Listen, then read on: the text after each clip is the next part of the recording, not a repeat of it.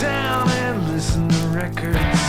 Smell the cover, read all the verses. Tell me about your favorites on Vinyl and Vision. Hey folks, thanks for tuning in to the latest episode of Vinyl and Vision. Here we are with episode 134. Holy shit, we have a lot of these. Today's very special guest is Nikii Post. That's Nikki with two eyes. That is not a typo. Nikii is the lead singer and guitarist, primary songwriter, I think is fair to say, for the band In Lieu. They have a new album coming out on October 25th, just in time for Halloween, yes! On Learning Curve Records.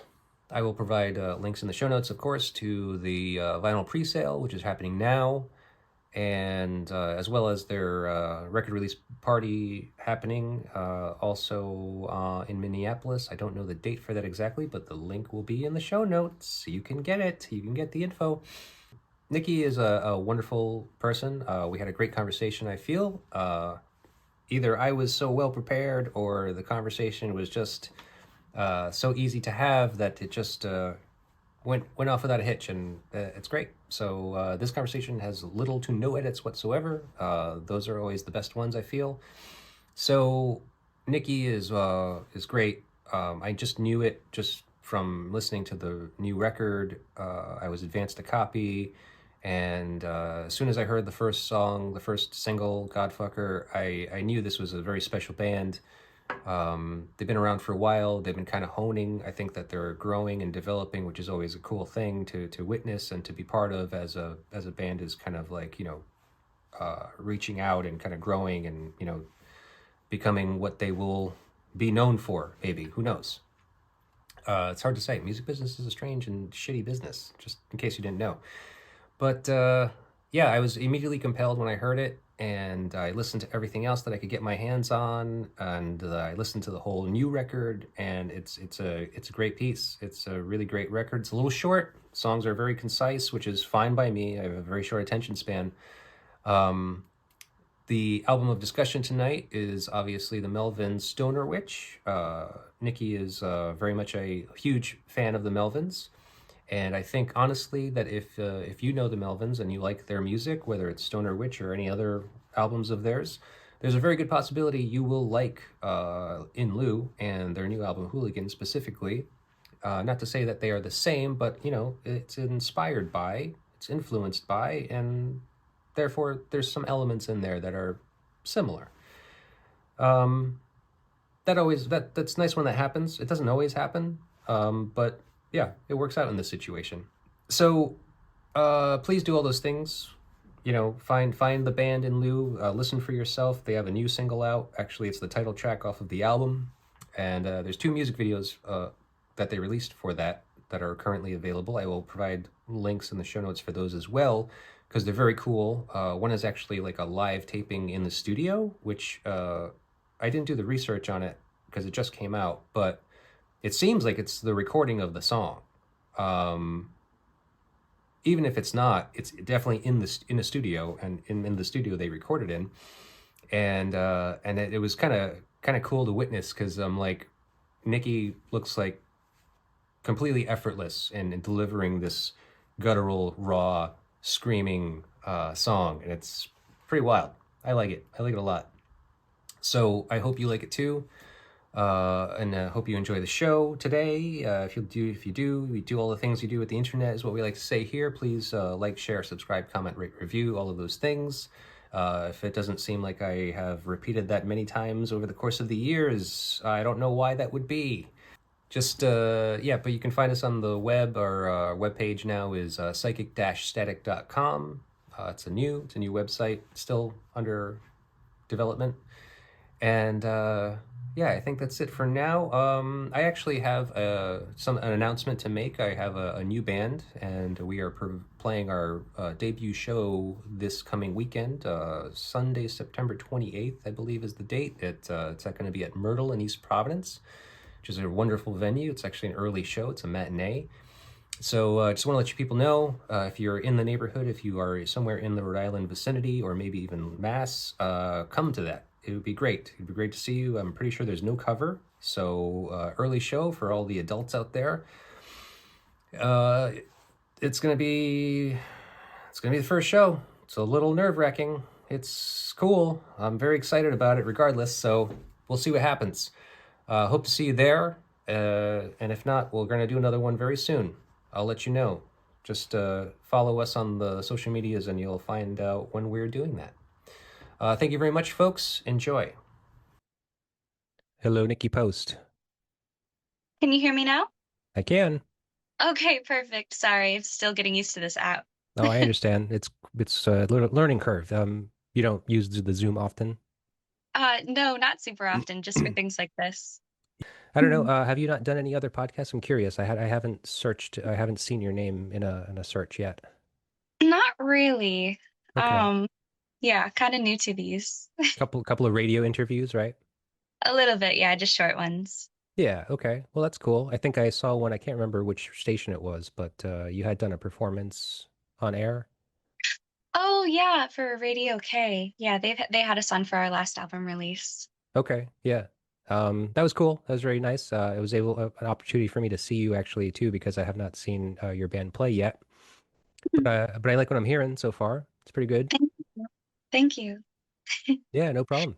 So yeah, you have a new album coming out. Oh my God, it's called Hooligan. It's coming out on Hooligan. Learning Curve Records, right? Hmm. Okay. I have been advanced it and I listened to it and I think that it's a fantastic album. Thank you very much. We're Yeah, very excited about it. yeah. I've read your bio as well, and I know that you think that this is probably one of your best work yet. Yeah, I think so.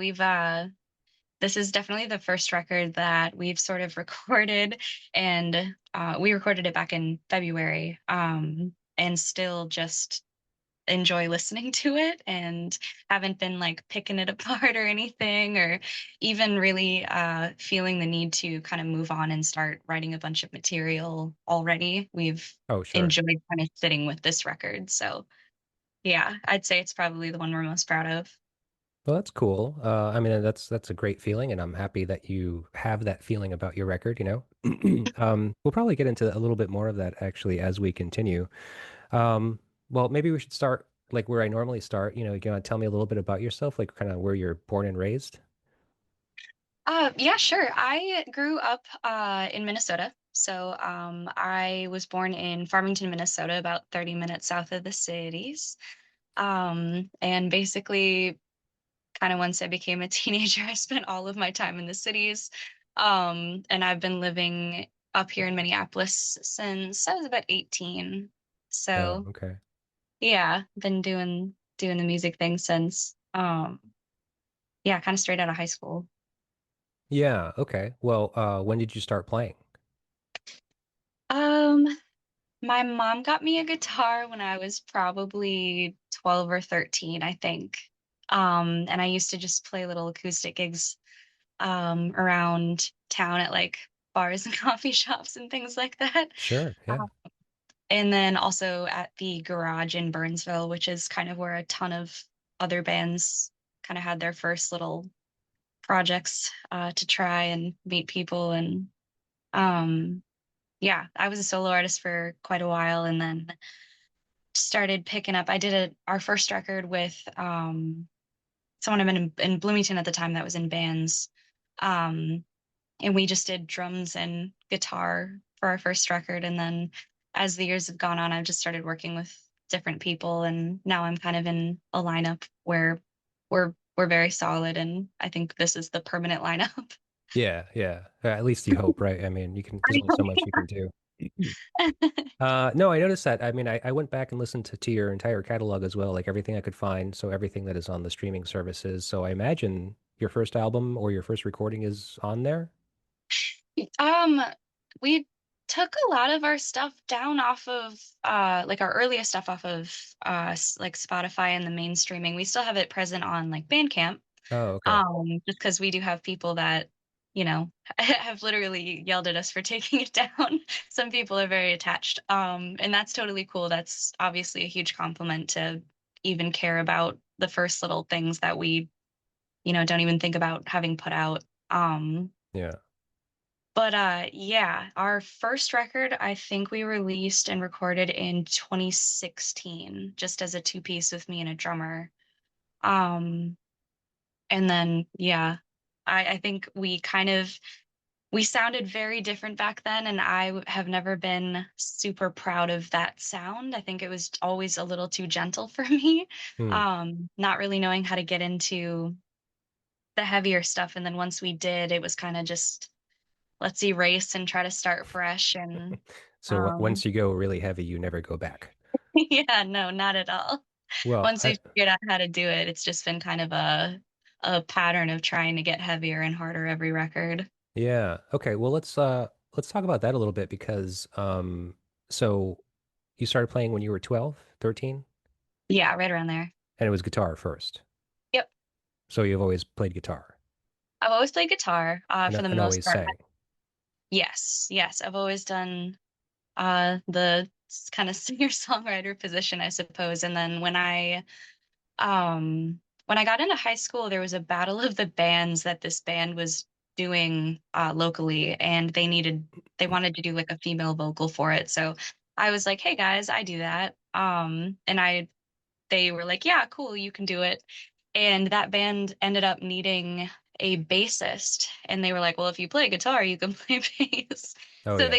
they threw me on bass, and I did that for I think like a year or so. So Hmm. I was just playing bass, and then I switched back to electric guitar. So I was originally on just like a acoustic guitar to bass and then electric guitar. And once I realized just how much you could do with guitar, I realized that's where my kind of home was. Okay. All right. Well, Um, that's cool. Well, so now even going back earlier than that, I mean, like, so, growing up in the house, what was music like? What do you remember as a kid? oh shoot. My mom was a huge country fan actually. So my little brother and I were completely just raised on just like country music. Sure. This is Midwest country, and this is what Yeah, years do you think? Like early 90s or mid 90s? probably 90s, probably mid 90s. My mom used to go to like We Fest every year and stuff. So Cool, she was man. yeah, that was her thing. But she actually used to work at a radio station when she was a teenager. And even though she didn't really listen to like rock music anymore, she one day I found this little binder of old CDs that she had from the radio station, and it had like Megadeth in it. And Oh. that's when I was like, oh, this is the stuff I like to listen to. And she goes, oh, okay, we'll switch radio stations up in the car. And then from there, I think it was just rock music for me. There was no other genre Hmm. that I was like, interested in. I kind of dropped everything, and it was just that for, I mean, it still kind of is now, I suppose. But But how old were you, do you think, when you discovered that binder? um, shoot, it was probably just a couple years before I learned to play guitar. I was probably like 11 or 12 or something. Okay. Um, yeah. So, but so, so you just jumped right into metal, you think, really? Yeah, I really liked heavy music right off the bat. Anything that was I don't know, there was just something about that emotion driving the music that appealed to me a lot more than just like country music where feelings I feel like kind of tend to be a little bit lighter, a little bit more about having a good time. I Or a little immediately sappier? Yeah. a little happier. Yeah, I was Sure. immediately like a very serious kid, and I think um I think music that was heavier and scarier just appealed to me right away. Yeah. Well, why do Thankfully. you think that is? I mean, like, would you, I mean, as a little kid, I don't know if you even kind of think about the concept of being goth, but I mean, like, were you interested in like horror movies or like, was there some fascination with like, kind of things that were dangerous or were scary or I don't know. I don't know how to describe exactly. I wish I knew actually. I think I was just always like kind of more of a serious person. Just like growing up, I suppose you could like attribute it to like my upbringing, family upbringing being like a little bit less normal than like the mom and dad at home kind of thing. Oh, Obviously divorced that parents, you affects, mean? yeah. Oh, okay. All right. And then when Um, did that happen? Like, were you really young or was it that time? I was pretty young. It was right around, it was I was probably younger than that. Might have been like between like 6 and 8 or something like that. Enough to Okay. kind of, I don't know, probably throw out the development in a little bit more like different of a direction, and that's Yeah. fine because I think having like something like that happen when you're younger does allude to um maybe being a little bit more empathetic to others. And I know music has so much to do with connecting people, and I think that's a big part that always appealed to me too with starting to play it, Hmm. is just how much it connects everyone, how many people, go to concerts, how much music affects, every movie that you watch, every big scene that they have has a soundtrack in the background sort of telling you how to feel. Sure. um and I think that just I don't know, there was something about just like heavier rock music or something that Yeah. So just like, so why did you feel metal? I mean, was there, coming from a family divorce, I wasn't like that. My parents, I actually grew up with my both of my parents for the majority of okay. my life.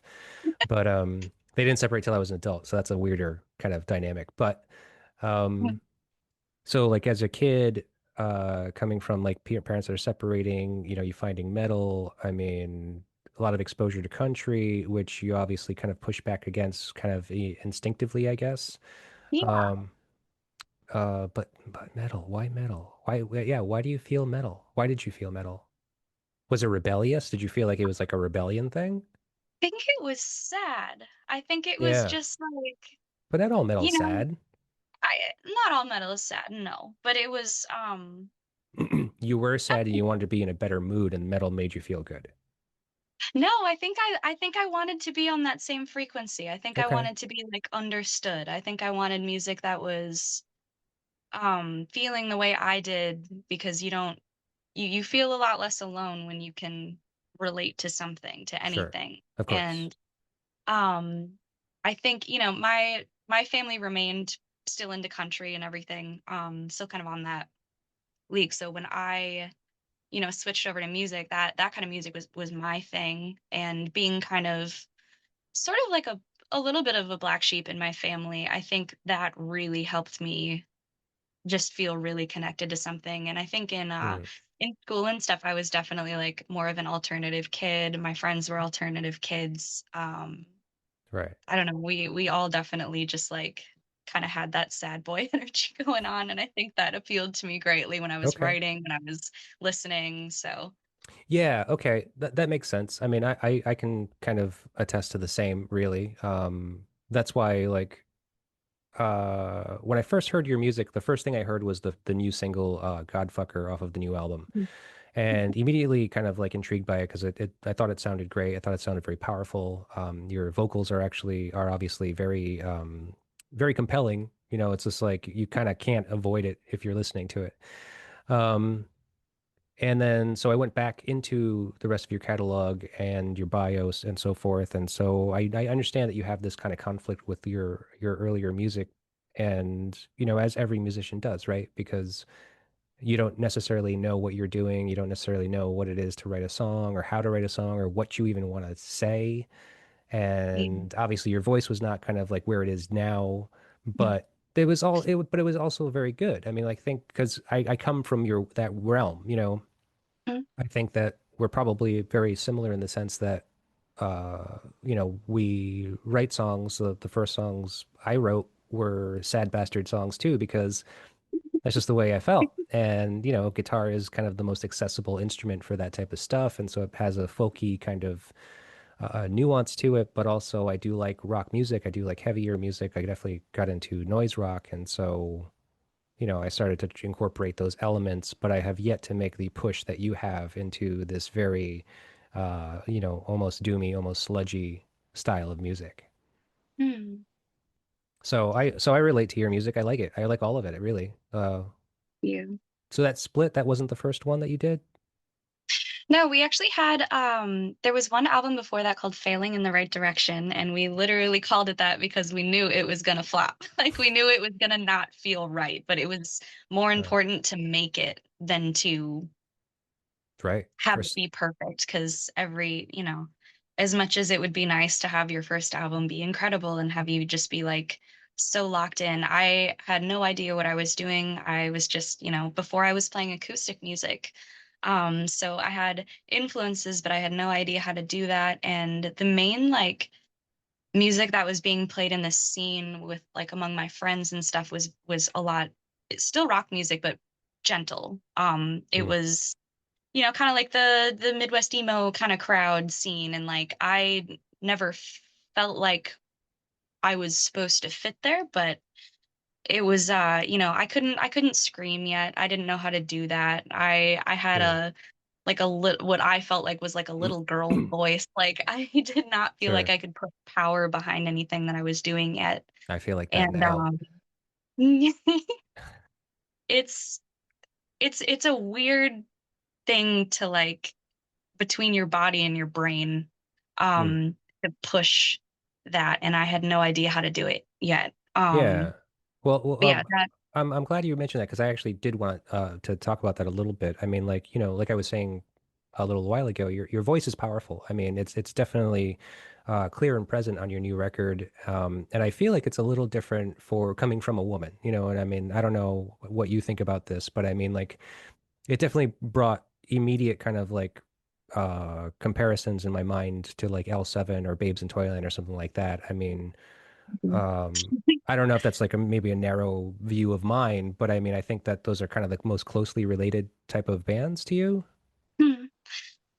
So my one of my biggest influences when I was in high school and I was like playing bass in the band, so I was playing like electric instruments for the first time, was the Right. Distillers. Brody Dale was Oh, a okay. huge inspiration to me, and she's very much the same way. She just like she's got this harpy sort of screech and energy that comes out of her, and I immediately aspired to be able to do that.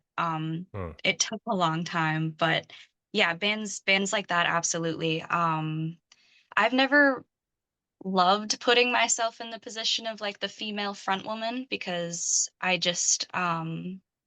don't know, I guess I always associated that with like my gentler singing, where I think it's easier for a girl to be kind of a songbird, just Sure. naturally. We have Yeah. we have naturally like, you know, sort of musical voices and things. And I Sure. didn't I've have been singing my whole life. I've always loved singing. I did little karaoke as a kid at my mom's like garage neighborhood parties. Like I've Hmm. always loved singing, but singing like that to me really appealed because it seemed to come from this like really deep place of like pain and just I don't know, just like freedom, I guess, Yeah. with like Well, your own personal demons like or dark. whatever. Yeah. Yeah. Sure. Well, I mean, like, so a couple things about that. I mean, like, how do you maintain that voice? Because like speaking to you now, I'm just like, I was gonna expect Nikki to come on and sound like she smoked like three packs of cigarettes, kind of like how I'm sounding, sounding right now. So, I get that a lot. People will talk to me and be like, "Oh, I didn't expect you to sound so like little." no, but I'm Um, just saying, like, I mean, your voice sounds normal, like it's yeah. it's weird. Like singing voices are weird because like Ted Leo, do you know him? Mm, Right. Okay. Love that guy and love his voice. And he sings kind of like an angel. Then you meet the dude and you talk to him and he has a voice just as low, if not lower than mine. sure. So, that's always just weird. It's just a weird thing that happens that some people are able to control with their voice. So, I mean, so how do your voice, how do you maintain it? Well, oh, I guess I do a lot of singing just normally around like my house, in the car, like stuff like that. We practice twice a week, so for like pretty long periods of time, so that does help me keep up with it. But I actually had asked a vocalist in another band in the local scene. He's the vocalist of Wander. His name's Dan. Mhm. He has a just very good scream and a very good technique. And I had actually asked to sit down with him at one point and just ask like a little bit about technique. And after I sat through and practiced with that a little bit, I feel Mm. like I just sort of locked into how to push it really hard without hurting yourself and then just kind of grew on that strength. But I don't really practice any screaming. I don't even do I'm sure it's probably frowned upon, but I actually believe in having a like syrupy beverage before you play instead of like water, because Okay. for some reason that like coating kind of helps you push this extra guttural, disgusting scream. Sure. So as far as maintaining my voice, I don't. But I mean, even like, because even at, like, well, how do you feel after you perform? Um, if we're feeling really spicy that night and I feel like I really need to go hard to have a performance, I'm pretty squeaky afterwards, Hmm. to the point where we usually laugh about it on the way home from the practice space. But usually I can get through a set without really damaging anything or like changing my voice even. Yeah. Screaming's kind of become a very natural thing with me. Like I said, between kind of the brain and the body, there's seems to be some like good lock-in where if you can just get your sort of feeling and confidence to push the scream, your body kind of knows what to do already without Hmm. making it painful. Yeah. Okay. Um, I was curious about that as well. I mean, like, like, what do you think is more important about your vocals? I mean, like the message you're singing or how you're singing it? I would really love to think it's a combination of both. Especially I take lyrics pretty seriously. I'm a like I said, I'm pretty serious just as a person, so I feel like I really want my lyrics to mean something. I really want to say something important if I can. And especially now that we've kind of gotten into this pattern of getting harder and heavier, I always say if we're going to be this loud, you better have something to say. Sure. Yeah. Um, so I don't know. Screaming is screaming these words are really fun for me to do and hopefully fit the song well. But I'd like to think that the message is important too, and I try to write things, especially with this last album, about things that I find important. This album's all about power, and the struggles that people face against it, in kind of all facets. Um, Godfucker, for instance, is uh, basically kind of like a Bonnie and Clyde song. It's power dynamics between love and betrayal and standing up for things and being strong for those things. So Hmm. I think trying to be heavy about the message and drive that home is important. Yeah, sure. I mean, and do you think that the content of what you're singing about helps push that voice of yours to that extent that it's kind of reaching? I think so. I think Yeah. so.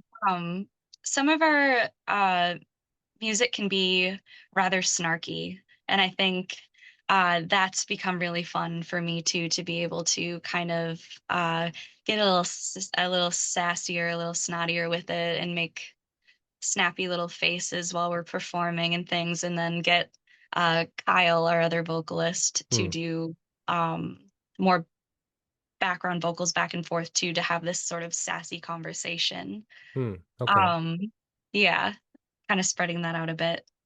That's cool. Okay. At least let's just move into the idea of like, influences and so forth. I mean, I invited you on here to speak about an album that you thought was important and influential to you, and you Mhm. choosing Melvin's Stoner Witch. That's a pretty brutal one. Melvins are a weird band. Yes, they are. I would probably say they're my favorite. Um, I first heard them probably right around the time I recorded my first record. They definitely like changed things for me. So about 2016, 2017. Um, I I think I heard Houdini first. And I really did like that. I think I was actually on a tour, one of our first tours as a band. And we were in Michigan staying at this guy's house, and he was playing Houdini on in the background. And I remember just like stopping the conversation we were having, and I was just like, Hmm. listen, can you just tell me what this is? Because I need to write it down or something. Um, and he was like, oh, it's Melvins. And honestly, my first my first thought when he said who it was I've heard of this band. This is kind of like a dad rock band or something, like it was definitely older than me. I knew they were from like 80s. Sure. Um Right. and I was like, "Oh, cool. Like this is very, very up my alley," but I hadn't had kind of this pocket of influence yet in bands. Okay, wait, wait. Um How old are you here in this first tour? oh, 20. I mean, you're saying this was 2016, so this was like 9 years ago, almost 10 years ago. Yeah, I'm 30 now, so yeah, I was about, Okay, but so still like early 20s, yeah, possibly late the early teens. 20s for sure. What's Yeah. that? I think it was early 20s, yeah. Okay. Um, So that's kind of late to get into the hard rock thing. I mean, like, yeah, you got the guitar at around 12, you started to learn guitar around that time. Um, like so when did things like get heavier for you? Like at that time that issue that this person showed you Melvins? basically, yeah. Melvins was a big kind of turnaround band Like for me. like you weren't into Nirvana prior, like in around the 94 late Oh, 90s era or something like that? mean, definitely. I always loved like grunge was actually so yeah, sorry. I definitely started out with like just straight punk influence. I loved, the Distillers. I went through a very hard grunge phase. Okay. Which Melvins did influence a lot. And Sure. so that was kind of I worked backwards a little bit with them. Okay. But no, I was big into Nirvana, the Soundgarden, all those bands from the 90s coming out of like Washington were absolutely my jam for quite a while in that time period. Right. As they were I for just all of us. But see, I'm yeah, 15 years older than you. So like when I was a teenager, this stuff was starting to kind of blow up. So you sure. got into it later just by, just the association of age, like you just you're born at a later time. Exactly. So that's why you got Exactly. into it at a later age.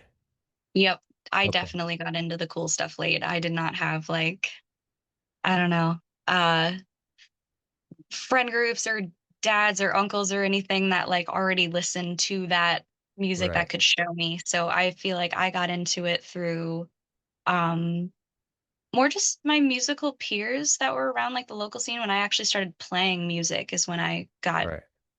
more further influenced. But Melvins was definitely the band that once I heard it, I locked on super hard to whatever that was. Right. Right. Which to me was these like I always call it the wall of sound. Um, Buzz Yeah. specifically is a big influence of mine for guitar. Just using, a kind of minimal setup for pedals and just kind of having this big sort of static wave of tone. Sure. um I instantly like fell in love with that and kind of switched our sound from being more of like the fast little punk songs to more of these Sludgy, drony. yeah, kind of sludgy, kind of like still keeping like grunge influence. I've always loved grunge very much. Yeah. Yeah, just kind of having like an evilness to like the guitars or the sound. I think I just related to most. So Sure. Melvin's definitely hugely appealed to me for that reason.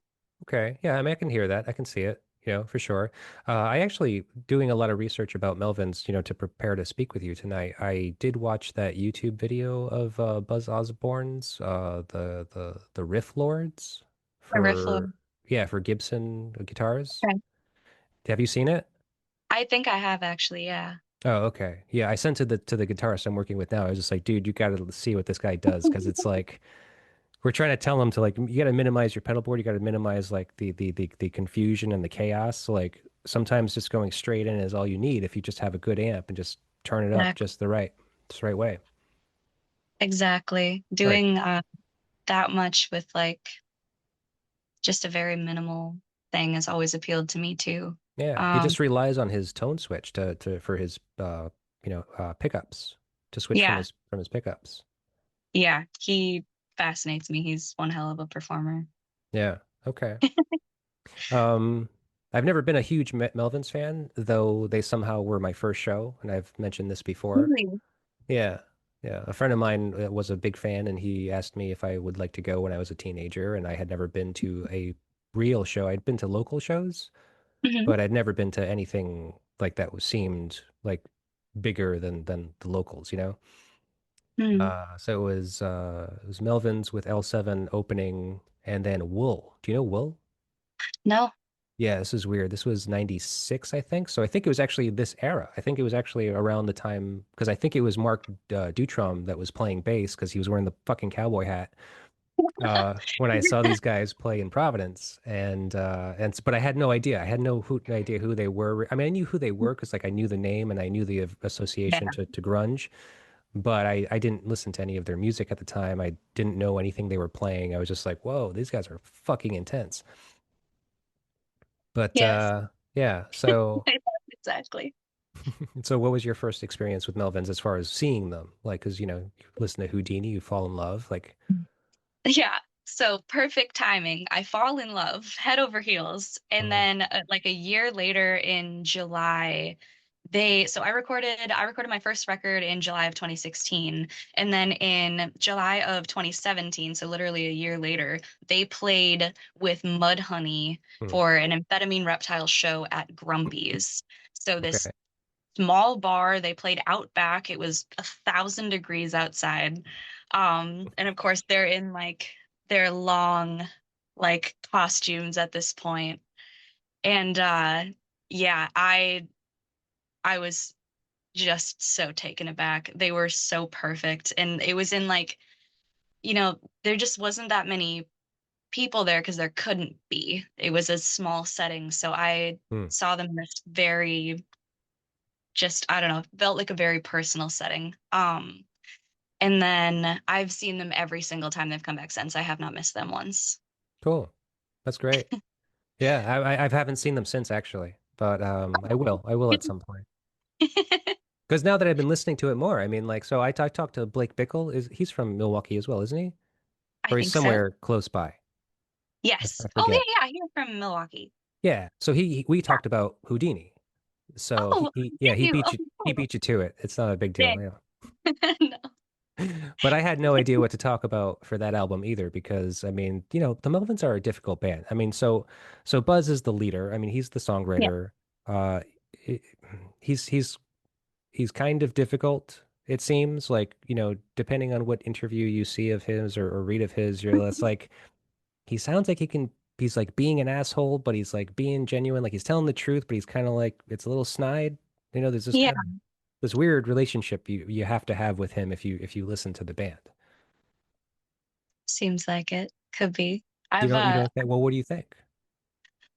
I I don't mind that honestly. I also one of the bands I got into kind of late high school was like Tomahawk, which is Mike Patton's band. And Yep. like Mike Patton's also known for having like kind of that personality type. Yeah, it's difficult. Um, yeah, just being a little difficult and like I don't know, it's hard to judge because I don't know what it would be like to constantly have people like coming up to you wanting to talk to you, wanting to discuss the thing that like you love doing but maybe don't love necessarily like talking about in that way.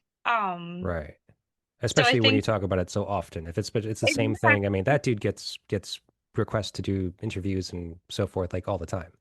exactly. And like yeah, once you're a legend, you're a legend. Everybody wants to like know how or why or Sure. um I have three separate times I've walked outside of the venue because they've been like either playing with Boris, so they played first or something, or just at Grumpy's or something where it was like a small venue where I've kind of run smack dab into him, stared at him like a deer in the headlights, and then just walked away.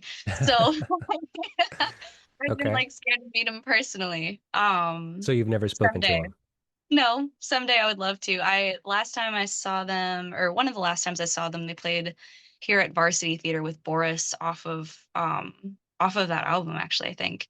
And I walked outside and he was standing there and I like he looked at me like, "Oh yeah, hi, come talk to me." And Right. It's I okay. just You can talk to me.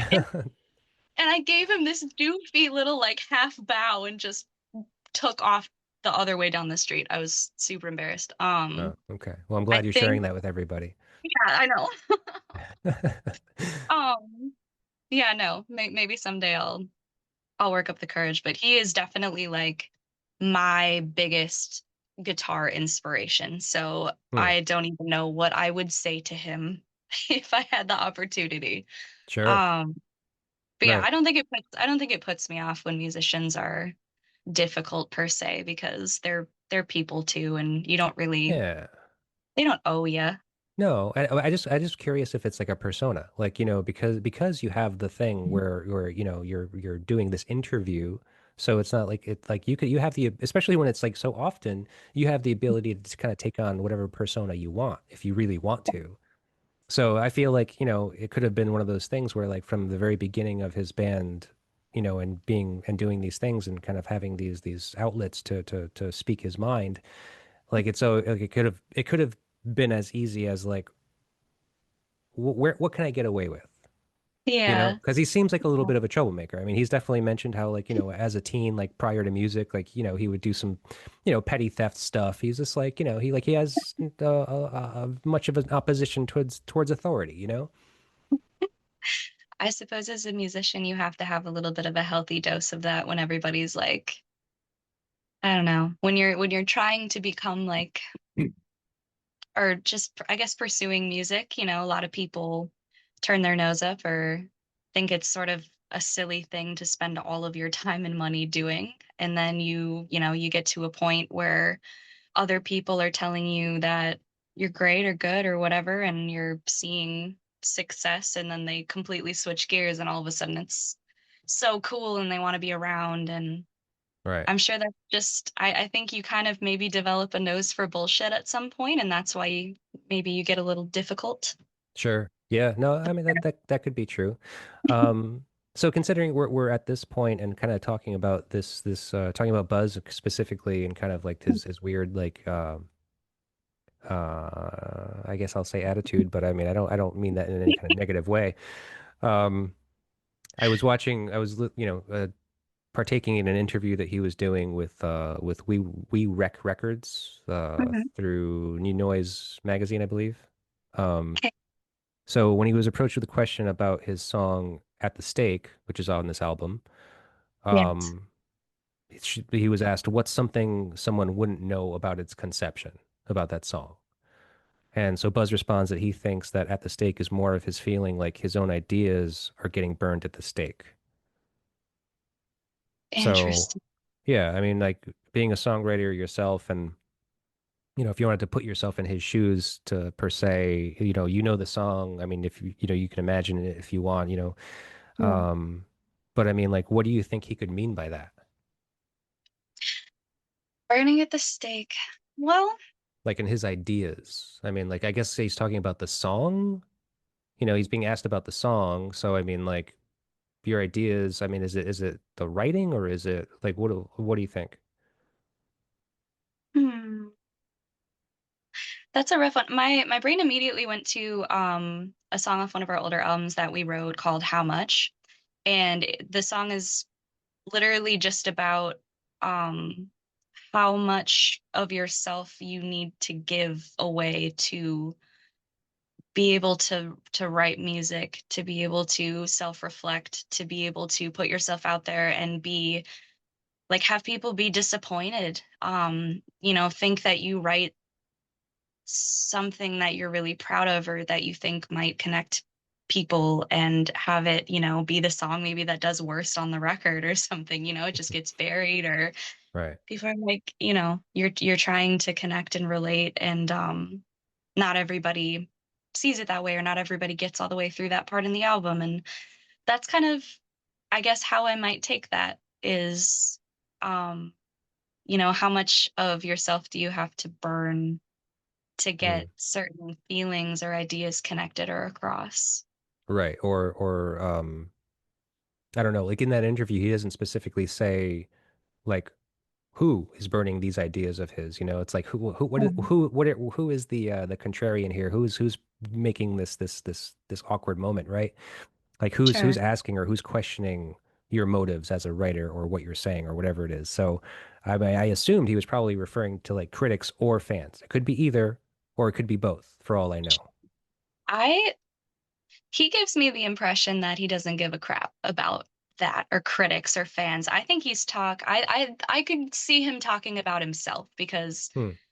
they've written so many albums. And it's obviously they love I whenever I see them, I get so inspired because I can just tell that they're a band that absolutely loves doing what they do. And him especially gives me that impression. So I think, every time that I write a record, I try to go heavier, I try to go further, I try to, you know, create something unique um from before. So I think maybe he's referring to that battle with himself, Hmm. with burning his old ideas and trying to come up with something new and not, the same thing he's done over and over again or Yeah. Cool. so. Okay.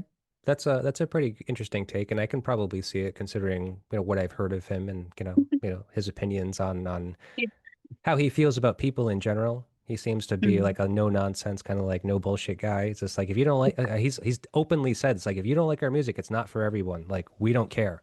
Like don't come Yeah. to the shows. Like I love that. I yeah. respect that. Right. Well, and he doesn't need to. I mean, he's built his kind of like loyal following of people that equally don't give a fuck or love Yeah, him for not giving a fuck. I don't know. exactly. Yeah. He's Exactly. all right. Well, they're great. I mean, I've definitely developed a much more kind of respect for that band in these most recent years, actually. Um, so let's see. I guess we should probably kind of start talking about this record a little bit. Sure. Uh, well, so I was listening to that podcast, We Wreck Records. Yeah. And it was specifically about the making of Stoner Witch, so I kind of had to like partake in it. Mhm. And one interesting thing, which I thought was super weird for a songwriter, was that he said that he used to solely write lyrics to the music, whereas now he does the opposite. He actually writes the lyrics first and then the music. Interesting. Yeah. Super interesting because I mean, well, how do you do it? Um, I honestly would probably say I did the opposite. I think I used to kind of consider it more of like a poem process that you would then put to music, but now I really, really enjoy kind of listening to even just like a part of the song, like a riff you kind of start on before the song's fleshed out. And I'll loop that part over and over again, and eventually it'll connect to an emotion and then a word, and then I kind of build it around whatever that is. Hmm. Okay. So I feel like it starts off very loose concept, but I always try to build it off of what I think the core emotion of those like notes or the riff is saying. Does it sound manic? Does it sound Sure. sad? Does it sound like, I don't know? Right. And Yeah. the initial melody with the riff. Yeah, yeah. They definitely change. I really like working on the lyric process a lot. The singing, screaming, or even being able to add in our second vocalist, Kyle. He's doing vocals now, Hmm. as well. I still write all that stuff, but being able to work with two vocals now and just being like, okay, when I do this, you're gonna do this, and like now I have even more to work with. And he writes the he composes songs now for us as well, so that's also really exciting to be kind of just handed an outline and be like, okay, come up with like what we're gonna sing over this and what the song's gonna be about. Hmm. So that's also a cool process too of just deciphering what his emotion was writing the song and then having to put words to that or put a concept to that is really interesting. But yeah, I would say the music kind of comes first at this point just to set the tone. Hmm. Okay. But it sounds like you kind of like you're balancing the two of them. Like so you have an initial riff that you bring in and then you kind of work with the riff. And then obviously as most songs aren't just one riff. So you kind of add to that, you develop it somehow, you kind of come up with another part. Hmm. Okay. Yeah, fleshing out like a skeleton of it, yeah, is Right. usually, yeah. Okay. And so he also says that he revises a ton and edits a ton. So I mean, like it, which is kind of surprising because of his output. I mean, like he guy puts out like a full length record at least every year, if not Yeah. two, maybe three for a Hmm. triple album or a double album, whatever the fuck. It's crazy. But Right. so I mean, Hardworking. yeah, how do you feel about the revising? Um, so I recording is one of my least favorite things to do because of how much I love revising. Hmm. Um, Having to put something down on paper that I know in probably 6 months when we start writing new music and we're challenging ourselves to write even better, greater, deeper, whatever stuff. I know I'm going to go back and be like, oh, if I had just thought of this for 5 extra minutes, I would have added this and this and this, and now it's permanent. Hmm. So yeah, revisions are really fun for me. I love to sit, even when we're at an almost recording process. Like I'm making revisions in the studio a lot of the times where I'm just like, hey, let's speed this up. Like, hey, Kyle, can you add on this sentence and just yell this over me? Um, Revising till the very end, I think, is fun because it's all a creative process. It's all making art. So it's, you're gonna come across things that are just gonna add to it just this little bit more Right. and make it more interesting or I don't know, revising lyrics especially, I feel like I do up until the very last minute. Hmm. Okay. I mean, and so what was it like for the new album? I mean, there's like, would you say this new album was done just like that? Like every song was kind of like a kind of constant work in progress up until it was like, okay, we're out of money. Let's leave the studio. Basically, yeah, we worked really hard on this one. The I feel like every single song had a phase where even if it had like a full demo where we had like the layout where it's kind of start to finish, I would spend hours just listening to the songs as we wrote them on loop and just trying to, I don't know, write the right message for it or just kind of get it to a point where I was happy with it. I'm very, very like hard on myself when it comes to writing records. And Hmm. this one felt just very important for some reason to make it the best possible that we could and really like say something important and really make sure that we added these little extra details and um even in songs where I'm not even like playing a ton of guitar, I'm being more like percussive with my strings and stuff. We were just doing a lot of extra little weird things and um yeah, just I think we kind of beat these songs to death and still somehow aren't tired of them. And we're very proud of that.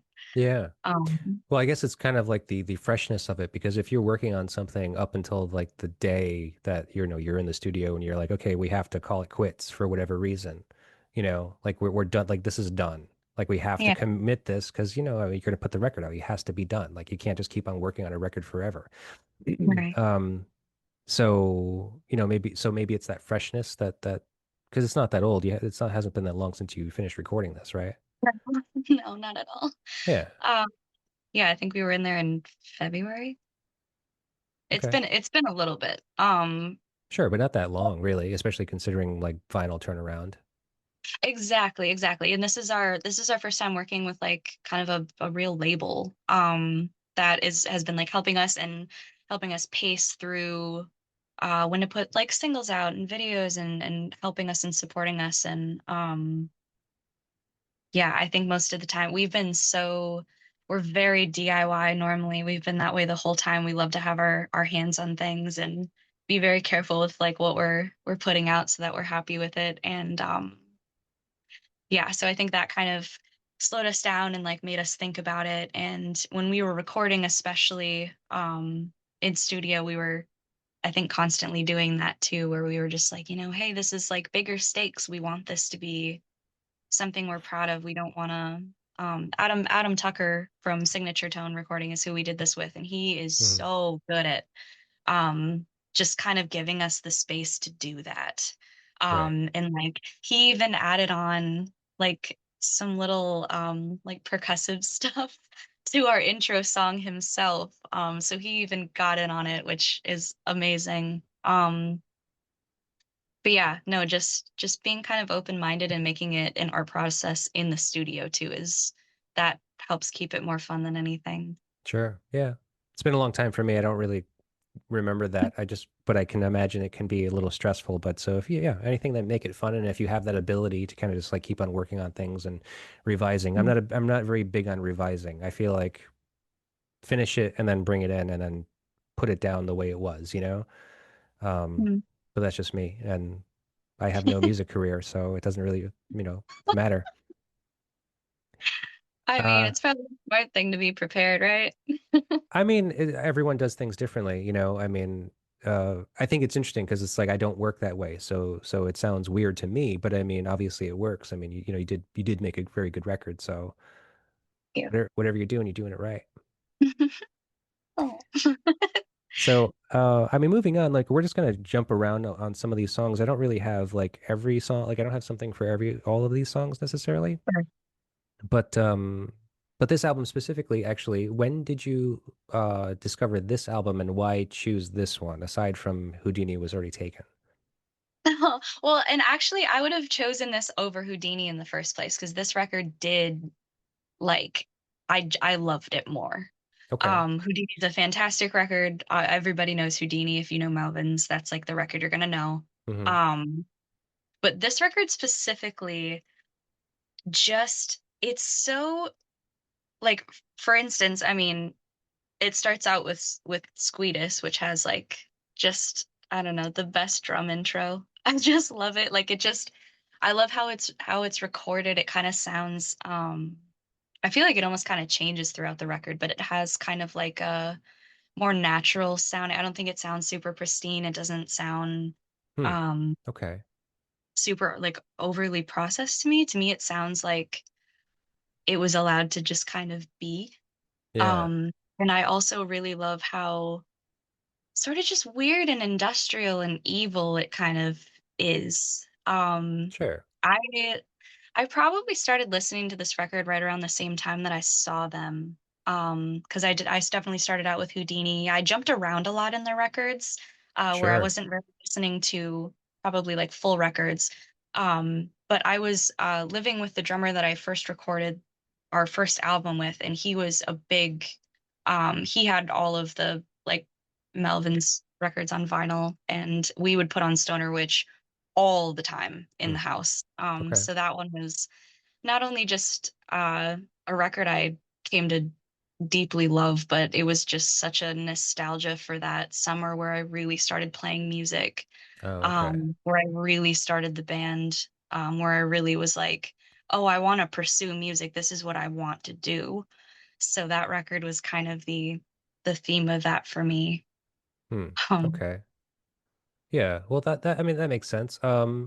So it's their second second major label release. So it was the second one for Atlantic Records. They had no idea where they were going with Atlantic. They had no idea if Atlantic was even going to offer them like a second album, really. mm, It is the most money they've ever spent on a recording. They spent $19,000 to record this record. So it is the biggest production that they've ever had. that's amazing, actually. Yeah, Um, yeah, for like I think it's their seventh record overall. I think so. I did not Yeah, write that down, but it sounds about right. it came out a year after I was born, so that's also crazy to think about. I was Okay. just a little one. I think it came out in '94, or no, Yeah. a year before I was born. Oh, okay. It predates me. It's a classic. Yeah. Um, well, okay, so about this album, aside from those things, the thing about the Melvins that I think kind of stands out a lot for anyone that knows anything about them is that like Buzz and Dale's relationship. Like Mm, Dale is, Buzz's like one and only drummer. I mean, like I know that he's had some other people like fill in and stuff, but for the most part, he only plays with Dale, you yeah. know? And but the bassists come and go. The bassist is a revolving door. Yeah. This album had Mark Dutrom, as I had mentioned earlier, on it, and he actually was playing on the Houdini tour cycle, but he didn't Sure. play on Houdini. Houdini, there was a number of different bassists that stepped in for every song. Um, but so he had joined when they needed to tour Houdini. So he had been in the band for at least a year prior to the recording of this record. What I thought was interesting was that Buzz admitted in their documentary, I don't know if you've seen it, that Mark was the only bassist that had contributed to the band. And Buzz actually kind of, it seemed like he spoke very fondly of him, like, he really admired and respected his input, Mhm. which doesn't seem characteristic of Buzz. No, yeah, that's high praise. Yeah, yeah. I mean, and I do like the work. I mean, like, listening to the bass on this album, it definitely stands out. It definitely like kind of pulls my ear towards it. And it's just interesting work. And I mean, I've seen some interviews with Mark as well, and he's an interesting guy. He's just kind of a strange, interesting dude all around. Mm. Um, so, but thinking about Melvins at the time, the era of this recording, and thinking about that band, and it made me think about your band. You already mentioned to me that like your band has been around. The current lineup has been pretty solid, and it's been around for a few years, right? Yes, Mono, my drummer, has been around for about 5 years. Kyle's been around for about four now. Sam, I can relate to the revolving basis. Sam is our Hmm. newest member. He actually just came around like kind of right as we recorded this last record. Um, but yeah, he's super solid. This feels like a very good fit for us right now. But me, Mono, and Kyle are we've been the core for a while, and I think we like genuinely feel that. And beforehand, I think I had an issue kind of taking my hands off the wheel a little bit because I've been doing the band for 9 years. It's been all of my writing, all of my like I was the one booking shows and pursuing things, and I was kind of expected to be at the helm. And I think that's still kind of a thing in the band, just because it was started by me, but Kyle and Mono contribute so much to this, and we're so locked in that this is how it's going to be from here, and I know that. Right. Okay. Well, that's great. So I dare not ask, like, who is your favorite member of the band? But no, I'm curious. No, no, no. I'm curious of like like how you think about them as far as like, on an individual basis, what do they bring to the band? Um, so Kyle and Mono specifically, because we're still like locking in with Sam and we love Sam, but with how long Mono and Kyle have been with me, those two are my brothers.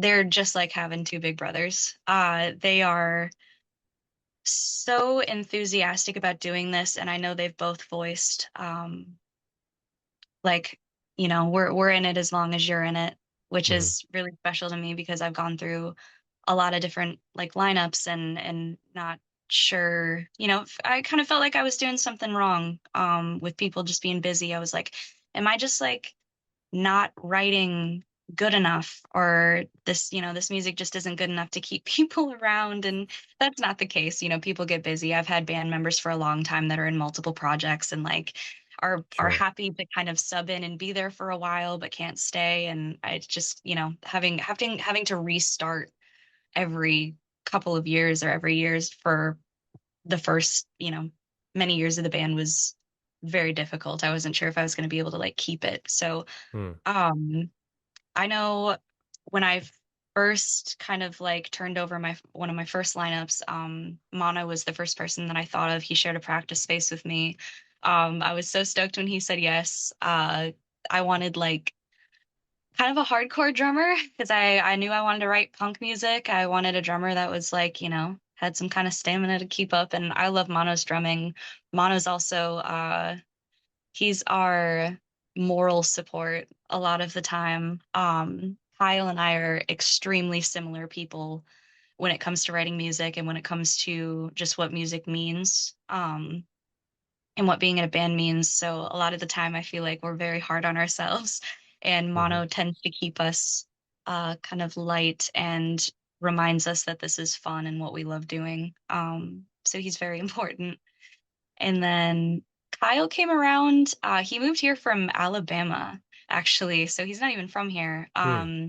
and he was seeing us play at Palmer's with the band New Primals, and I don't remember exactly what happened, but I saw him in the crowd and was just like, kind of want to be that guy's friend. And we just happened to at that point, Mono and I needed a bassist and a guitarist, so we were actively looking for members, and he came in and tried out for both. And we I think we had just seen like an Instagram video of him playing guitar and was like, okay, whatever that guy's doing, like I think that's the right fit. Hmm. And it took one practice playing with him to just I don't know, just genuinely feel like he was going to add the right weird mix. He calls his contributions his clown shoes to our band, which we always think is funny because he's got, in contrast to me, he has a very large pedal board. Uh, I couldn't even begin to count them. But yeah, just dancing all over that, his clown shoes. Um, but yeah, as far as writing goes too, I used to be the sole like writer on everything, and it was kind of hard to give that up or like let somebody else kind of come in and affect the band because it had been mine for so long. But Kyle's writing complements mine and what we do so well that he's started writing more for the records, and it's been really exciting to kind of watch that also influence our sound. hmm. Okay. And Sam, And Sam, he's the Sam newest just edition, right? yeah, Sam is our newest addition. Sam is in another band called Lungs from around the local scene. And he is extremely proficient. He's such a good just kind of a workhorse type member where he just came in and was like, yeah, I like doing this. I'm going to learn all of this. We can just I mean, he lives an hour away from our practice space and he still shows up and Hmm. like just he's just a really solid person, and like we need that too. Sure. Yeah. Especially yeah, especially now with writing this record and really wanting to pursue off of it. I just really feel like we're locked in as a band now. I'm really excited for this year. Yeah. All right. Oh, great. I'm glad to hear it. I hope that didn't put you on the spot too much. I mean, I think I know that it seems to me that you clearly, obviously, love and respect your band. Most bands are like that. Bands that are not like that usually don't last. So, no, I just kind of wanted to get a perspective from you about like how you feel about them as far as like, what they bring to it because I don't know, I guess I've joined bands again recently, and so I kind of see the dynamic between members in two different respects, and it's like this band is very different than this band. Why are they so different? Yeah. You know? Oh, we're dorks. We love Yeah, each other. We're dorks, and sure. I couldn't ask for anything better, honestly. Yeah, that's good. All right, well, let's see. Well, first of all, the name of it, Stoner Witch. Yes. So the first thing I found was that the title springs from a term that Dale Crover and his friends used to describe the stoner chicks at their high school. Yes. You're familiar. Okay. Yes. I love that very much. Well, would you have been considered a stoner witch Yes, absolutely. He would have absolutely called me a stoner witch in high school? in high school. That was, many a year before I would have been in school, but yes. Yeah, yeah, yeah. That's cool. Because that's what I was saying about earlier. Is this like this like what is it about like what got you into metal? I mean, like you had some attraction to things that are difficult or whatever, and so. But why were you a pothead in high school? Is that why, or Um, kind of goth? honestly, I didn't really do much of that in high school. It was more post high school for me. But in high school, I was an alternative kid and I was friends with all the alternative kids. Hmm. Like I wasn't necessarily like, doing too much of the stoner thing, but I was definitely like hanging out with them all. And I was definitely like dressing abominably and, being that kid, getting sent to the office for what I was wearing, stuff like that. Oh yeah, So I don't, yeah, I would say like I've always had kind of more of the alternative nature or sort of just lean towards things that didn't quite fit in. right, Um, yeah, because I don't think I felt like I fit in. So sure. Yeah. High school, that's kind of when that happens, I You're a guess. kid. Yeah, I felt the same way. So about this album more, I mean, like, so if you think about Melvin's fans and you think about their discography, which is huge, um, this is probably like kind of a divisive record in their catalog because there's people that feel very strongly about certain eras and certain albums. This one being, like during the major label era. Yeah. Some people, some of their fans aren't crazy about it. And just like the perception of the Melvins. Like I said, I was never really a huge fan, but I always kind of knew who they were and I kind of always had an idea of what they were. Mhm. And this album, I guess kind of like Houdini, like if you haven't given them a fair shake and like really listened to the albums like, kind of like all the way through, you wouldn't know that they have some diversity. Yeah. Yeah. I suppose you could say that. I've always considered Stoner Witch kind of an extension of Houdini. They feel very kind of similar to me. Hmm. But I can even with like some of their newer stuff, I can see why people would think they're one way. I think people, think that most Melvin's records sound the same. Hmm. Um, yeah, or just like have and they definitely have kind of a layout. They have a sound and they've cultivated it perfectly. I like Stoner Witch just because I feel like it has a lot more of that. Is it proto metal or like industrial or like some of kind of the sludgy subgenres that they get associated with? I feel like a lot besides just like grunge and Right. metal.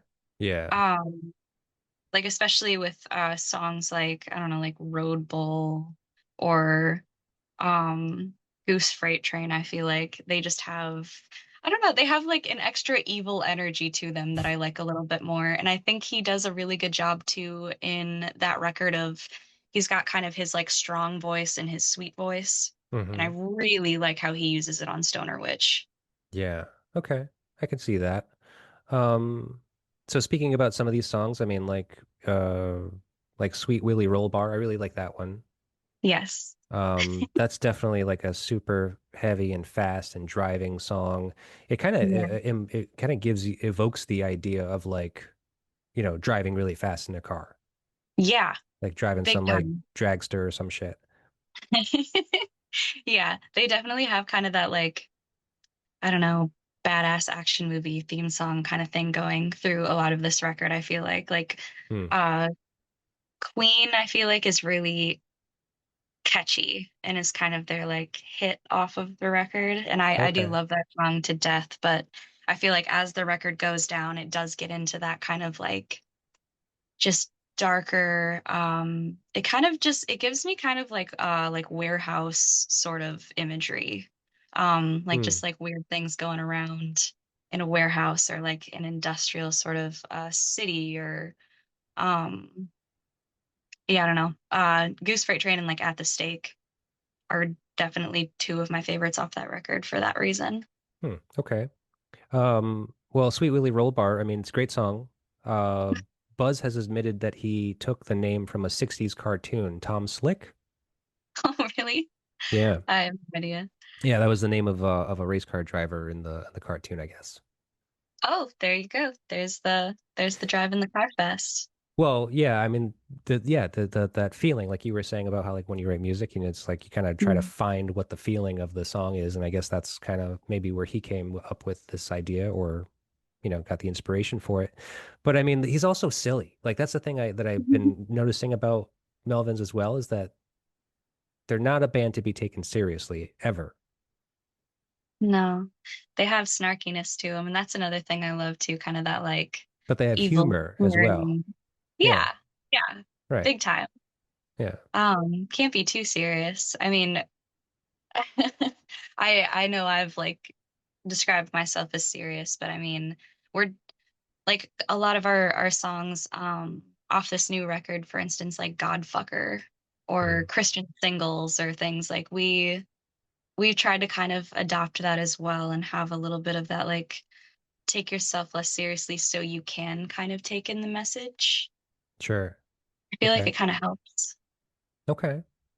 Um, Speaking about that, maybe like trying to stay in that same realm. I'm gonna move on to the next song, Revolve. Mhm. I got a lot about Revolve for some odd reason.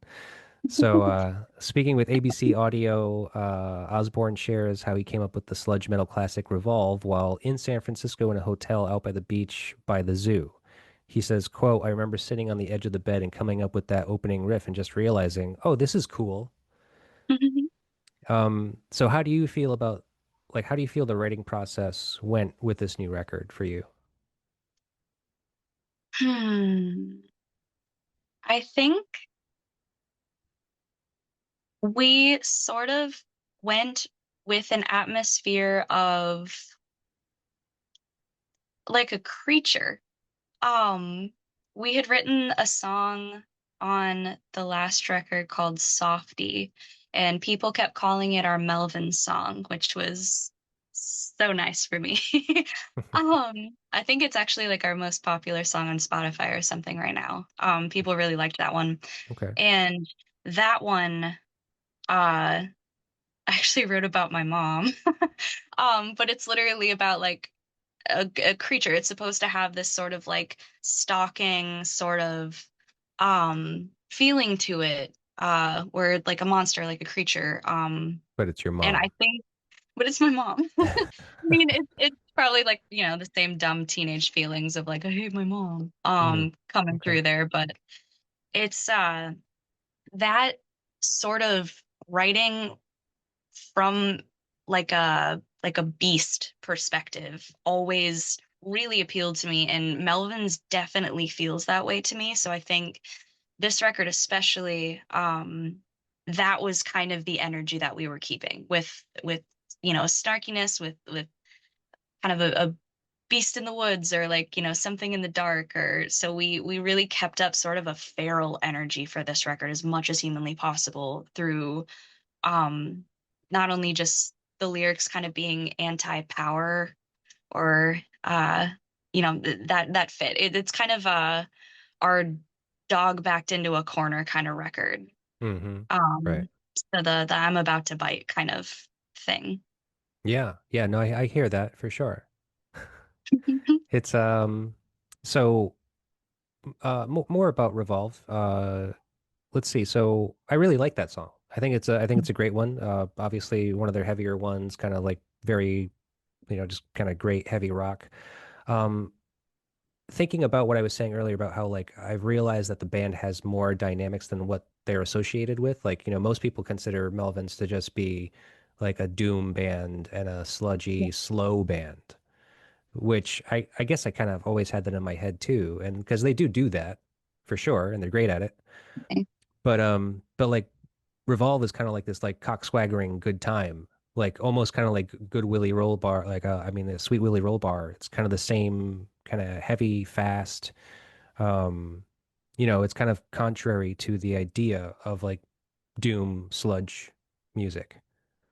Totally. Um, and like so, Willie Roll Bar before that is kind of more in that same vein. That's a super heavy, fast one. And then like the song afterwards, the Goose Freight Train that you mentioned, Yeah. is kind of like what I think the Melvins are considered as far as like sludgy and slow music, but it's also like at like a whisper. It's like really Yeah. quiet. Yeah. I love that one. That's probably one of my favorites off the record. Yeah. Um, yeah. I mean, is it Uh, because of that? I mean, is it because that the like whispered tone of it, or is it because it's just like was it something that you noticed that they did that was different? I do like that whispered tone of it. Like I said, I really like how on this record he does a lot of, I feel like a little more dynamic with his voice. Hmm. Like he kind of gives me like Mike Patton feels off of that. I feel like they both have that really good like kind of come here and listen sort of effect to their voice, and then they also switch and just have this like big powerful that just sits on top of the music or kind of rolls into that big wave of sound that they normally get into, that kind of, the sludginess.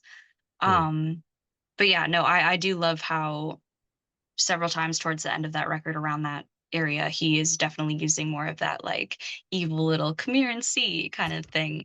Hmm. It just makes it so much more. It does add to the dynamic, but it also just gives it this little, I don't know, just this little snarkiness that I love. Hmm. Um, yeah.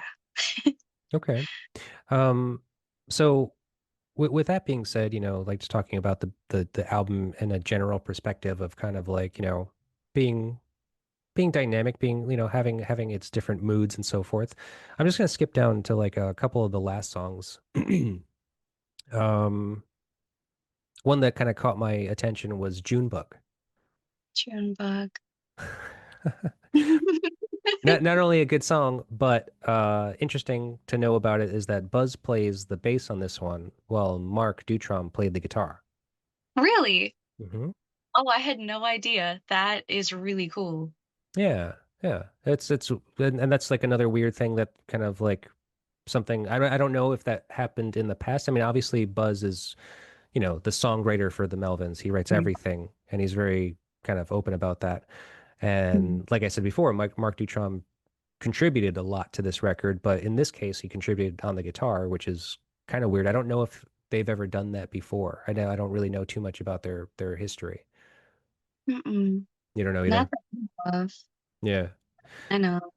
Well, so, putting this to you, I mean, can you or do you switch it up and on any of your songs? Oh, instrument wise, Yeah. everybody's kind of got their job. And I Hmm. think that works out for everybody.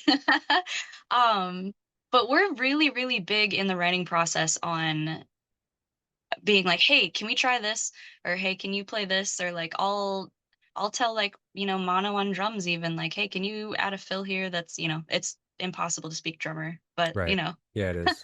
and probably really annoying for him. But yeah, just we usually keep it really open. Kyle's able to say that same thing to me where he's like, hey, can you try playing, something else here? Can you try this part? Or I Right. wrote this part here. Like, so I don't know, keeping that open is, I think, the best way to get as many results as possible for sure. And like, I don't think we'd ever be opposed to like swapping it up a little bit. I mean, I used to play bass and we've talked about Right. doing it as a three piece before when we didn't have a bassist where I would jump back onto bass. So, um, I don't know. I think that's interesting when you can get in on the writing process so much that you can switch around instruments. Hmm. Um, but yeah, we definitely kind of stay in our corners. Sure. Stay in your lane.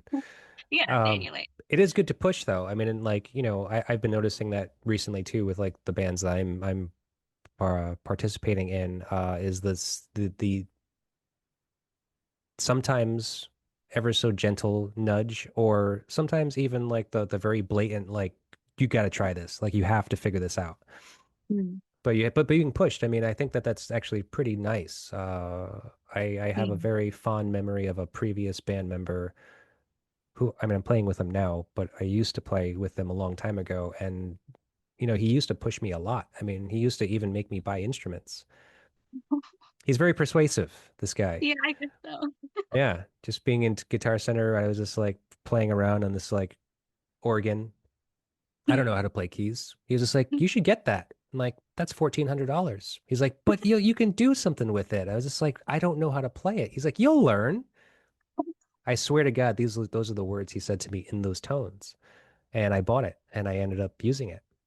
And Well, I actually did something pretty great with it. I'm actually probably one of my most like favorite pieces that I had come up with was on that thing. that's peer pressure ain't so bad, I guess. There's different times in my life where, Yeah. go ahead and blowing $1,400 didn't seem like a big deal for some odd reason. I was at my Mhm. poorest, but that was fine. So It's a you never musician's know. thought. Yeah, I know. I mean, but I appreciated it because I mean, like for some reason, completely like without sharing the idea, without saying like, hey, I was kind of thinking about like, what if I really want to learn how to play piano or something like that. Like unprovoked, someone can kind of suggest an idea as radical as this, like, why don't you pick up that instrument and try it? Yeah. And Yeah. something might happen out of come of it. I mean, you never know, but you never know until you try, Absolutely. I guess. Yeah. Kyle's a big one for that in our band. Kyle's like with not only just his obnoxiously large pedal board full of Hmm. options, but he's always playing with stuff and like that does encourage us to also play. And Right. yeah, I mean, he's even made instruments out of just like random oh, he made some weird like violin-esque instrument the other day and was like recording demos with that. Like he loves that kind of stuff, but Hmm. we just love experimenting too and genuinely have fun with each other in the art process. So that's just really important. Yeah. No, I agree with Yeah. you. Sure. So let's see. I actually don't have too much left for you. I wanted to talk about Sheevil for a little while. Uh, This is a good one for you. You like this one? everybody likes she. Everyone does? Really? Oh, maybe I'm wrong. Oh, I don't know. I mean, I don't know what Wow. the fan consensus about this song is necessarily. I suppose neither do I. I'm the only one I'm You're only speaking referencing. for yourself. You love this song. That's fine. Hey, you're entitled to love whatever you want. Well, oddly enough, so Buzz said that this song is very positive, and it's probably his closest to writing a quote unquote happy song. Wow, that's really nice actually. I always thought the song name was clever and nice. I liked Hmm. the idea of Sheevil. Yeah, for sure. Yeah. I Um, suppose comparatively, yeah. Comparatively to what? Oh, to just like most of the record kind of having more of that kind of evil vibe. Sheevil and Queen, I feel like are sort of the pop out ballads where I can see where they sound a little bit more enthusiastic. Hmm. Okay. But I think it's interesting that he describes it as happy. Mhm. Okay. Well, so what's the percentage of positivity you have on Hooligans? Zero. It's not. I don't I don't think I write happy songs. I don't think that's an emotion that I write with whatsoever. Hmm. Um, I think we have some goofier songs. Like we have our very intro song that's just called Pets. Right. And that was that was actually just written. I had a couple of notes and I told Kyle and Mono to just start playing them, and then I just sort of like rapped the lyrics over it in practice, which was very weird. And Hmm. we started doing it live too. We've been opening our sets with Pets. Um, oh, I forgot what I was gonna say. Take your time. But as far as like happiness, so as far as just like happiness goes, like that's more of just like a silly little like, don't touch my friends, don't touch my pets. Right. Um, and like I'd say silly and sarcastic is about as like happy or positive as we usually get. Hmm. Okay. Well, so I mean, like, which track could you describe as the happiest? As the happiest? Hmm.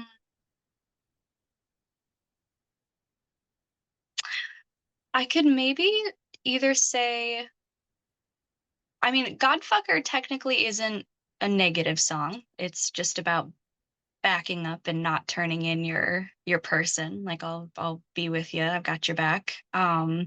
Christian Singles is another one of the songs that I don't think is super inherently negative.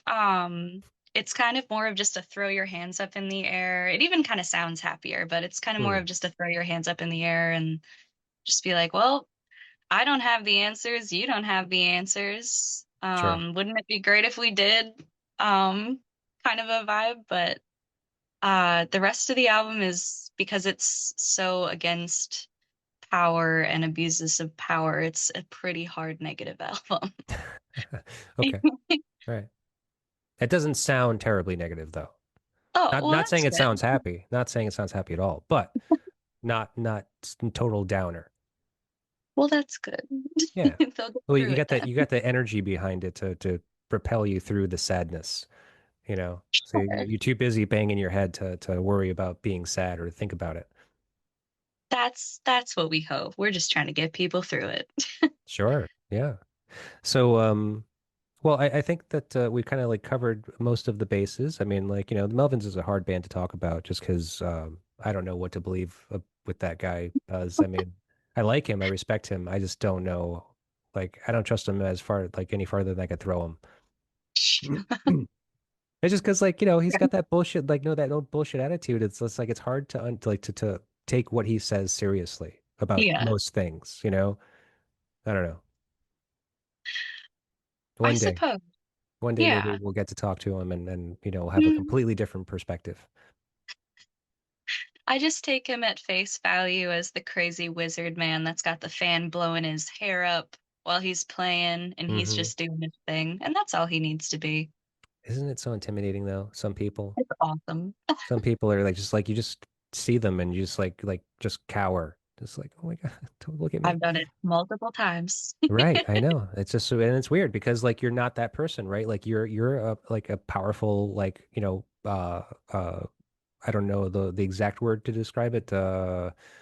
Empowered, I guess, right? I mean, you're confident of yourself. I'd, I'd say so. Yeah. Now. Well, yeah, sure. I mean, but you know, you're making good music. You're confident in the music. You're happy with what you're making, and it's good music. So, yeah. Yeah, What don't you have to be confident about? that's a good question. That's lovely. Honestly, just to think about, I'm proud of my record, so I can be proud of me too, and proud of my band. Hmm. And yeah, That's no, great. that's true. Good place to be. Yeah. Well, so your album's great. I've already mentioned that to you. The song I gravitated to most on your album was probably Bully. Yeah, all right. Cool. You okay? You like that one? I love Bully very much. Yeah, it's probably one of my favorites. It's that one's that's a weird one in the best way possible. Yeah, It's a little it's weird. it's a little weird. Definitely one of our darker tracks. Definitely has that like kind of beast energy that I was referencing, probably more than the whole rest of the album. Hmm. Yeah, I guess I could see that. I mean, trying to think about it right now, it's like I don't have these songs memorized, but I mean, I kind of get them. Um, well, so what do you think is the weirdest quality you take away from the Melvins? The weirdest quality? Hmm. Hmm. I'd probably, I want to say like Buzz's vocals do a lot of that for me. Um, That you think they're weird, or that they've inspired you to be weird? they've inspired me to be weirder. I Okay. sort of just like the snarkiness, the sort of nonsensical lyrics, that you can think about real hard. Hmm. That's right. The power in them too, that kind of like unleashing of energy, is a big pull of that to me. But they also do a lot of weird things on Stoner Witch that I like the dog barking before Sweet Willie Roll Bar. And like Hmm. towards the end of the record too, I feel like they just kind of start making weird industrial noises. Like I heard that they did a lot of this live Hmm. recording, and that always that always kind of blows my mind because it just has all of these tiny little like accent things thrown in there that aren't necessarily like part of the song as just in like a, verse chorus verse format, but they're all these little things thrown in that adds so much to the tone and temperament of the Sure. album. And I think we try to do that a lot too for this record, just add weird little noises. And like just whatever Adam Tugger had lying around the studio. Uh, Yeah. and just try to experiment a little bit. So I think that's a big appeal for Melvins for me is just to kind of experiment and keep building and growing and trying to fit that tone. Yeah. Okay. Well, then best of luck to you with that, with keeping it weird, experimenting Keeping and it weird. exploring the weird. The Melvins are a weird band. Yeah. Fucking totally weird band. Just out of sheer curiosity, I mean, like if you're a fan of Melvins and you really like this album and you think that this one is really important to you, I mean, are there any other of their albums that you also feel very strongly about that we're not discussing tonight? Um, well, obviously, like I've started on Houdini, Houdini rocks. Hmm. I'm a big fan of like A Senile Animal. A History of Bad Men is one of my absolute favorite Melvin songs. So Okay. that one's a big one. I have actually really been liking their new stuff. Tarantula Heart was good for me, and then Thunderball, which is the one that they just put out, um, Okay. was also yeah. Hmm. Okay. Yeah, I've been loving their new stuff like recently. Yeah, I've been meaning to get into it because I have been listening to more of their records just because of the proximity of having to listen to Houdini to talk about it and then having to listen to this one to talk about it. Mhm. Um, and so like I said, I wasn't a huge fan, but I always loved Bullhead. Bullhead. Oh, Bullhead. Yeah. Yeah, I that one I probably mentioned really that that too. one is my favorite, but that's because I haven't listened to everything. Mhm. More recently, because I get promo packages and stuff, I actually was given the Three-Legged Dog album. Yep. Okay. I have that one. Okay, I mean I only have a digital copy of it, but it's the what the five album record, wasn't it? Yes. Yeah. Yeah. So Yeah. it's like this obscene amount of music, but I remember listening to it, I was just like, this is pretty interesting stuff, and it's like a lot of it's acoustic. Yeah. Yeah. And Buzz's like solo stuff too is really, really good. Yes, Um, I've been meaning to I'm listen a to that too. Yeah. I'm a big fan of his solo stuff as well. Okay, cool. Well, so I don't know, I guess that's it. How do you feel? I feel great. Feel I've like we had a did it? fun time. Yeah. So I've had a fun. I get really nervous with interviews, but you're very easy to talk to. I appreciate it. Thanks. No, so are you. I mean, it works both ways, really. You never know who you're gonna end up meeting and how they're gonna be. Yeah. But no, it's I'm been not very nice. difficult. No, you're not. As far as I can tell, you're not difficult. If anyone had to Not grill me on it, I'd be like, that Nikki, she's not difficult. score. Awesome. So touring plans for the album, anything coming up aside from the record release party? Um, we're probably working on one. We'd definitely love to go like further out to a coast or something, but right now we're kind of just focused on trying to hop around to like Chicago, especially. We love Chicago and haven't gotten Sure. a lot of opportunities to play there. So that's kind of the focus right now is just to bop around. Maybe in the spring we'd like to head out for like a nice longer tour. Okay. All right. Well, keep us in mind. We're in Rhode Island, so would love to have you. Uh, Hmm. oh, Milwaukee, by the way, that's where you're coming from, right? Crazy music town. Like a lot of crazy good shit is coming out of Milwaukee right now. Where are we from? Yeah, you're from Milwaukee, aren't you? Minneapolis. Minneapolis. I'm sorry. That's my brain fart. I'm No, that's all right. misspeaking. We have lots of friends in like Milwaukee, Madison, and stuff like that. I feel like But Wisconsin is the place we pop over to most, so that makes sense. okay, my Yeah, my no, we're from mistake. Minneapolis. But Minneapolis is where all these other bands are from. I mean, like I was talking about Bronson Arm earlier, right? Aren't they from Minneapolis or are they from Milwaukee? Bronson Arm is from Wisconsin, I'm pretty sure. Okay, Yeah, but Scrunchies is from they're from Minneapolis? Minneapolis. Right. Yep, Okay, because I yep, talked to they're Laura, talked to Laura Larson, and she's amazing. love Laura. Yes, me Yeah, too. I think all of her music is incredible. It's great. yep. They're playing our release show on November 1st with Cool. us. So Yeah. So what about you? You guys teaming up and going on tour together? oh, that honestly, we've talked about that. So that might be something in the works. Okay. I would love to play with them. They actually they practice kitty corner from us at City Sound, so we are Neighbors. constantly hearing each other's, yeah. We're neighbors. Great, great. Well, I mean, that would be a very cool, Bill, if you guys could make that happen. And We don't. yeah, I'd be happy to have you because I'd love to see Scrunchies too. I don't get to see them, so because I don't live over Oh, there. cool. We're off to Rhode Island then. Yeah, come on out. Well, we'll Cool. figure something out for you for sure. Deal. Okay. Well, best of luck with the record and your record release party. I wish you all the best. I will pick up a copy soon because I think it's a great record and I think everyone else should. Um, any famous last words? Anything that I had neglected to mention that maybe you'd like to mention? Oh no, I don't think so. I'm just really excited to put out this record and I hope people like it. Right. Okay. Well, I Yeah, hope they do too. I'm sure they will if they're a fan of the Melvins. That's the interesting part about kind of talking about these things. It's like if you even if people don't know who your band is, if they know the Melvins, it's a very good possibility that they would like your band if they listen to it. that would be the hope and the dream. All right. Well, that's what we ask. Very nice to meet you. Yeah, you too, James. Thank you so much for the interview. No problem. Vinyl and Vision is a Psychic Static production. Theme song written and performed by Jeff Robbins of 123 Astronaut.